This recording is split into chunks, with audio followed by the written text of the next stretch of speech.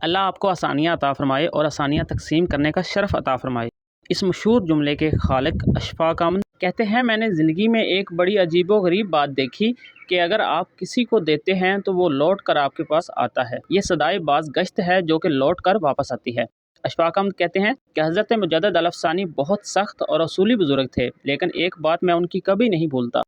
انہوں نے فرمایا، جو شخص تجھ سے مانگتا ہے اس کو دے۔ کیا یہ تیری انا کے لیے کم ہے کہ کسی نے اپنا دستِ سوال تیرے آگے دراز کیا؟ بڑے آدمی کی کیا بات ہے۔ اس سلسلے میں ایک حدیث بھی ہے اور وہی سرچشمہ ہے۔ پھر فرماتے ہیں، عجیب و غریب انہوں نے یہ بات کی ہے کہ جو حقدار ہے اس کو بھی دے اور جو ناحق کا مانگنے والا ہے اس کو بھی دے۔ اس کی ساری مہربانیاں ہیں، کرم ہیں اور ہمیں اس کا شعور نہیں ہے۔ اپنے کام کو بیلنس شیٹ کو بنانے کی کوشش تو کریں تو آپ کو پتہ چلے گا کبھی آرام سے بیٹھ کر اپنی زندگی کو 80 سے 90% تو ایسے ہی آ رہا ہے۔ یہ میرا استحقاق نہیں بنتا۔ لوگ ایسے ہی روتے ہیں کہ میرا حق اور میں اپنے حق کی خاطر لڑوں گا، مروں گا، یہ کروں گا، وہ کروں گا۔ ایسا کبھی نہیں ہوتا۔